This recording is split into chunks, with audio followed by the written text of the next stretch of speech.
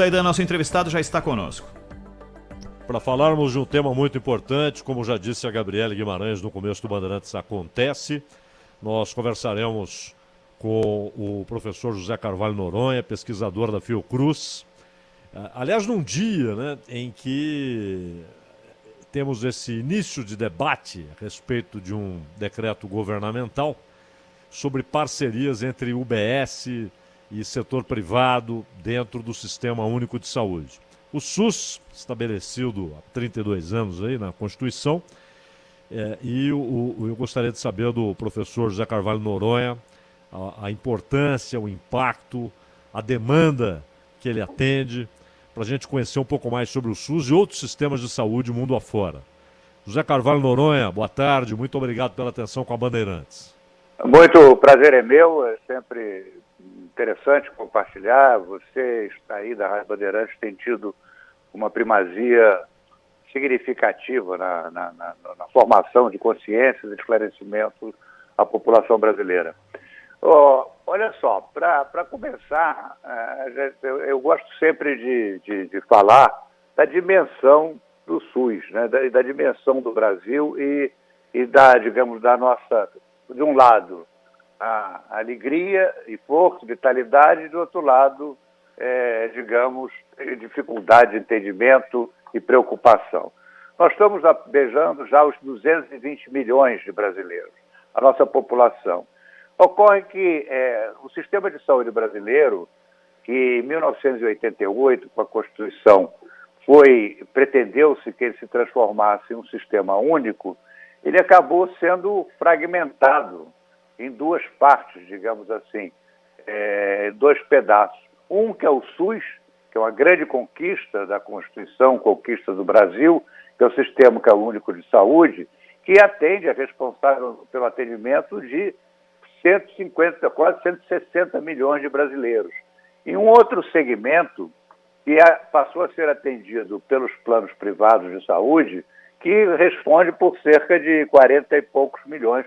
O último levantamento são mais exatamente 44 milhões de brasileiros, mas exclusivamente para o atendimento médico hospitalar, porque tem uma parte do SUS que atende todo mundo, independente de ter plano ou não ter plano. Por exemplo, todo esse sistema de monitoramento da Covid, de acompanhamento da pandemia, todo o sistema de vigilância de medicamentos, todo o sistema de controle da alimentação que é servida, da comida que é servida na mesa dos brasileiros, todo o sistema de controle, todo o Programa Nacional de Imunização contra o sarampo, isso é compartilhado pelos mesmos recursos do recurso do SUS. Então, o SUS, essa segmentação, ela, como eu disse, ela é daninha porque esse segmento das pessoas que têm plano de saúde, elas sugam dos cofres públicos cerca de aproximadamente uma vez e meia o orçamento, para termos exemplo, do Ministério da Saúde, seja sob a forma de descontos, renúncia fiscal, abatimento do imposto de renda, seja por um imposto embutido nas compras. Mas, por outro lado, nós temos um sistema com 160 milhões de pessoas sendo atendidas. Então, com vigor, onde todo o sistema de transplantes é feito pelo SUS, todo o sistema de controle do sangue e hemoderivados é feito pelo SUS. Então, essas populações, mesmo nesse tempo de pandemia da Covid, a catástrofe não só foi pior, porque se expandiu uma rede de unidades, leitos de unidade de terapia intensiva para o SUS. Ela era fortemente discriminada. As pessoas que tinham plano tinham UTIs melhores equipadas, o SUS tinha menos. Mas, de qualquer forma, essa rede do SUS que deu vitalidade e capacidade de resistência. O ideal, do meu ponto de vista, é que nós procurássemos a convergência e não dividir uma sociedade por segmento e capacidade de vínculo, tipo de vínculo ao emprego ou renda, para garantir que as necessidades de saúde, o problema de saúde que cada um de nós tenha, fosse respondido com um serviço de saúde competente pelas necessidades e não pela capacidade de pagar ou de contratar esse serviço. Então, nós temos um sistema importante, mas nós temos que aumentar a convergência e fazer com que, de fato, o SUS tenha aquilo que está estabelecido na Constituição de 88, que é, onde diz que a saúde é direito de todos e dever do Estado de garantir, que esse direito deve ser propiciado por políticas sociais e econômicas, como educação, saúde, saneamento, esporte, lazer, emprego, habitação, por condições sociais e econômicas, que diminuam o risco de adoecer e pelo acesso universal e igualitário aos cuidados de saúde. Esse artigo 96 é a essência do SUS e é a essência que deveria se constituir o SUS. Então, nós temos que fazer esse esforço agora de convergência para que não tenhamos mais essa discrepância entre aqueles que podem ter mais recursos e, portanto, podem obter recursos adicionais, enquanto a população mais pobre fica dependendo do SUS. Bom, nós sabemos que nos países social-democratas da Europa, Inglaterra, que tem um sistema que pode ser chamado de social-democrata depois da Segunda Guerra, também Suécia, Noruega, Dinamarca, na própria Alemanha, na França, há sistemas, há diferença entre eles, mas todos são considerados eficientes, embora agora sejam desafiados pelo tamanho da demanda e por problemas fiscais dos governos. Mas esses modelos de saúde que existem nas social-democracias europeias, eles podem ser utilizados no aprimoramento do Sistema Único de Saúde do Brasil? Alguma coisa que é feita lá poderia ser feita aqui e ainda não é, professor Noronha? Olha só, o SUS, a grande inspiração do SUS foi o Serviço Nacional de Saúde do Reino Unido. Essa foi a grande inspiração, que nunca foi uma república nem sequer, é uma república trabalhista, nunca correspondeu aos modelos até mais avançados de social-democracia, como a Suécia, ou Noruega, ou Dinamarca. Mas foi muito inspirado no Serviço Nacional de Saúde. O modelo do SUS, quando você olha a parte SUS, exceto que, por alguns aspectos secundários, que, primeiro, o Brasil territorialmente é muito maior do que a Inglaterra, e a população também é maior, que na Inglaterra nós temos um sistema em os quatro países, né? Inglaterra, País de Gales, Escócia e Irlanda do Norte, mas o sistema é basicamente o mesmo, um sistema nacional para cada país. Aqui nós tivemos que fazer um arranjo que a gente chama uma cooperação entre o governo federal, a União, os estados e municípios, mas o arranjo é fortemente inspirado. Tanto que os planos de saúde na Inglaterra, no Reino Unido, eles são absolutamente minoritários, eles se destinam a recursos para a população mais rica, muito menos do ponto de vista da qualidade do cuidado, mas do ponto de vista do conforto e alguns procedimentos estéticos, algumas coisas desse tipo. Basta ver que, recentemente, o mundo inteiro, quando o primeiro-ministro, aliás, um primeiro-ministro controverso, negacionista, que agora está se vendo com uma nova onda lá no Reino Unido de crescimento da Covid, ele, quando teve Covid, ele foi atendido por um hospital do NHS. Então, esse é o modelo do SUS. Na realidade, olha só, quando eu me lembro, quando eu no começo, eu já tenho um tempo adiantado, na década, na virada dos anos 80, eu me lembro bem, o presidente da República, o Sarney, era atendido no Instituto Coração da USP, não tinha plano de saúde. O ministro da Previdência, Valdir Pires, a ocasião, era atendido no Hospital dos Servidores do Estado do Rio de Janeiro. Essa foi uma degradação que foi atingindo o SUS, digamos, uma segmentação indesejada da sociedade brasileira, que não se deu apenas no sistema de saúde, infelizmente, porque você sabe que o Brasil é um dos países mais desiguais do mundo, mas que atingiu fortemente também a composição do sistema de saúde. Então, já temos essa coisa, o sistema privado, o per capita. Eu vou dar uma ideia que talvez o ouvinte perceberá com clareza. Tem uma coisa que a gente chama, quanto é que o SUS paga, em média, para uma pessoa que necessite uma internação, uma média das internações, qualquer complexidade, você calculando a média. Que nem tem PIB médio per capita, como se a gente calculasse o episódio de internação. O SUS pagou, ano passado, em torno de R$ 1.200 para cada episódio de internação.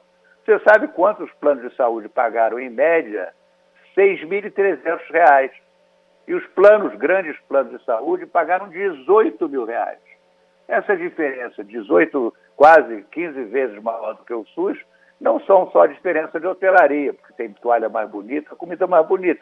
São diferença na qualidade do cuidado. Então nós temos que fazer, mas só que esses recursos dos planos são subsidiados por renúncia de impostos, por imposto direto. Quando você compra um automóvel de uma indústria automobilística que dá plano para o seu servidor, o seu trabalhador, você está pagando o plano de saúde daquele trabalhador, que nem um imposto oculto, além da dedução do imposto de renda. Então nós temos que fazer um grande esforço de convergência, de integração, e a pandemia demonstrou isso, que é preciso fazer essa integração. Nós temos que organizar e articular os serviços para que possamos para que o país possa dar uma resposta mais adequada aos seus problemas de saúde.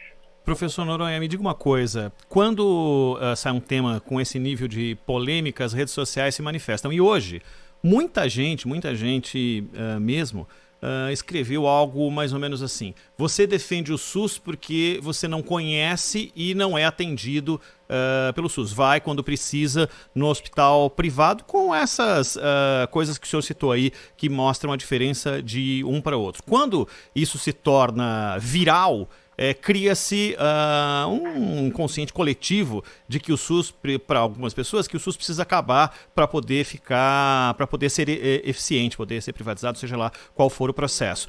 Como que se faz para mudar essa ideia de que não é acabando com o sistema que ele pode melhorar e, na verdade, é a gestão que precisa ser melhorada? Não, olha só, daí temos um problema, né? Porque o SUS tem sido, vamos primeiro retificar o último ponto. O SUS se eu te dei essa diferença do valor médio de internação, você vê que tem alguma coisa errada, se o sistema privado fosse bem gerido, o sistema dos planos, então o SUS poderia estar pagando R$ 6 mil no episódio de internação. Não é porque é mal gerido que você paga menos, isso é um absurdo lógico. Então isso é publicidade, evidentemente, dos vendedores de planos, vendedores de ilusões, vendedores de planos. As pesquisas demonstram que quem não usa o SUS é mais crítico ao SUS do que quem usa o SUS. Exatamente isso. Então, isso que você acabou de dizer que é relevante. Então, essa ideia que tem que reestruturar, que é problema de gerência. Qual é o problema de gerência, cara? Eu estou pagando mal. Se eu pagar mal você, eu não consigo contratar funcionários bem. E os recursos, depois dessa emenda constitucional 95, do teto de gasto, congelaram os recursos para a saúde, só se paga juros e encargos de dívida nesse país. Então, é essa a questão. E os vendedores de plano de saúde precisam, para vender seus planos, criar essa ideia de que, olha, é preciso reformular o SUS. É preciso reformular no sentido de fortalecê-lo. A gente tem, as pesquisas indicam que sistemas fortes, como são, seja no modelo mais parecido com o modelo de financiamento, mais parecido com o Brasil, como é o caso do Reino Unido ou da Suécia, por exemplo, ou seja, programas mais do tipo, que foi como se houvesse uma grande expansão da Previdência Social, mas que venha a dar no mesmo do ponto de vista do cliente, como é o sistema francês, alemão ou canadense, entendeu? Essa atuação, essa intervenção é residual. Nós estamos seguindo o que há de pior no modelo americano, entendeu? E, evidentemente, as elites, os homens, quer dizer, eles não querem saber, aqui parece que tem entendeu? Então é preciso convencer essa gente que nós temos que caminhar no país, o país está muito dividido, a gente tem que promover unidade, fazer convergência, e não vender ilusões. Agora saiu, não sei se os ouvintes escutaram, até algumas seguradoras inventando um plano de desconto, ou essas clínicas populares, só vende consultório. Outro dia eu parei na porta de uma e perguntei assim, como é a consulta, quanto é que a consulta aqui é R$60. Aí eu digo, R$60, tudo bem, mas eu estou com uma hérnia aqui que eu preciso operar, eu estou com uma próstata que eu preciso operar, aí isso nós não podemos garantir. Então, que história é essa? Entendeu? Isso é ilusão, está vendendo ilusão, mercador de ilusão. Então eles querem reformular no sentido de aumentar essa fatia, né? Então Eu acho que tem que ser o inverso, o SUS tem que se expandir. Até mesmo o Banco Mundial recomendou, tem que acabar a renúncia fiscal, tem um relatório do Banco Mundial dizendo que não pode essa coisa da renúncia fiscal de planos de saúde, está errada, não está certo. A gente tem que ver como é que convergem essas coisas, né? Então, esse ataque ao SUS, eu acho, claro que tem problema. Mas se eu estou pagando o que não segura, vai ter problema, é subfinanciado. Você não vai ter num hospital, uma casa de saúde do interior do Ceará, a mesma qualidade que você tem. Não vou pegar um hospital vinculado ao SUS para pegar o que você tem no Einstein, por exemplo. Vamos direto pegar pesado. Ou no Einstein, ou mesmo no HC, ou no Clínicas, ou no servidor do Estado do Rio de Janeiro. É evidente que não tem. Então não é problema de gestão, é problema de mais dinheiro e administração generosa. E nós estamos muito preocupados agora porque para a Covid foram acrescentados o recurso extraordinário de 42 bilhões de reais ao Ministério da Saúde e estão ameaçados de não ser renovados em 2021. Se não forem renovados, esses leitos de UTI, tudo vai tudo acabar, o SUS não vai poder operar. Então, o problema fundamental em defesa do SUS é mostrar que é preciso mais recursos e é onde as pessoas sabem onde estão atendidas. O programa de saúde da família é um sucesso. Onde foi implantado, ele está funcionando aqui no Rio, com todos os problemas do prefeito, desativação de equipe, você ainda consegue funcionar pelo Brasil inteiro. Então, essa campanha contra o SUS, eu acho que faz parte, digamos, de um esforço publicitário de quem quer vender plano barato. Agora tem esses planos de adesão, que você não aceita doente, né? Você sabe disso, né? Sim. Plano de adesão, você junta um grupo de pessoas sem doença, se você faz uma avaliação, você só atende pessoas sadias. Então, você paga. Então, os doentes vão ter que ir para o SUS. Isso já acontece. Transplante é feito aonde? Tem no SUS. Medicamento caro para câncer. Quem é que paga? É o SUS. Entendeu? Então, é isso que... Eu acho que a pandemia está, pelo menos, eu acho que ao contrário dessa, a gente está aproveitando a pandemia, mas o sentimento que eu tenho é que a pandemia está sendo relevante para demonstrar a importância do SUS. É muito tempo que eu não vejo editoriais da grande imprensa, inclusive defendendo o SUS, com todos os problemas. Temos um problema aí na União, mas enfim, isso eu acho que não é tema para o seu programa, né? Que essa coisa que você acabou de falar, um decreto do Ministro da Fazenda em que o Ministro da Saúde não é consultado para discutir como é que faz, privatiza a atenção primária, o Ministro da Saúde não sabe de nada, o secretário de atenção primária, isso é outro problema, um problema grave de coordenação. Professor, e agora essa história de que o decreto é só para um estudo, quer dizer, o decreto veio antes do estudo. Você vê que absurdo, mas eu nunca vi você, entendeu? O decreto da vista da economia, cacete. Então quem tem que encomendar estudo é o Ministro da Saúde, é o mínimo do razoável, né? Você vai fazer um negócio da agricultura, mas o Ministério da Agricultura, e depois você vê se tem dinheiro com o Ministério da Economia, e isso, olha, isso não me está me cheirando bem, não. Eu acho que, entendeu? Eu não sei como é que vai ser. Agora, de qualquer forma, isso é uma degradação. Vamos voltar ao tema que você estava falando, que eu tenho mais esperança, porque eu acho que essa coisa aí vai passar, que nem um dia vai passar. Mas nós temos que aproveitar o que nós já temos de vitorioso. O Programa Nacional de Imunizações está sob ameaça com essa bobagem também de guerra da vacina, entendeu? Isso é uma bobagem, estou falando de Covid, mas nós temos um Programa Nacional de Imunização. Olha só, ele foi fundado na ditadura militar que foi lançado esse negócio, então ninguém mudou. O regime militar, o governo Médici, entendeu? Pior do regime, torturou, matou, mas fez coisas que ninguém mudou. A democracia não vai mudar o que está funcionando bem, entendeu? Esse programa foi consolidado, o leque de vacinas foi ampliado, isso é SUS, entendeu? Agora a palhaçada começou agora, mas enfim, mas nunca várias correntes políticas para um lado, para o outro, nunca ninguém meteu, só agora que inventou que, entendeu? Isso é grave. Então, esses sistemas universais e esses países são capacidade maior de dar resposta. Veja a resposta do problema. Quem é o nosso parceiro de tragédia nessa pandemia, na capacidade de dar resposta? Estados Unidos. Muito mais rico, o país mais rico do mundo, cara.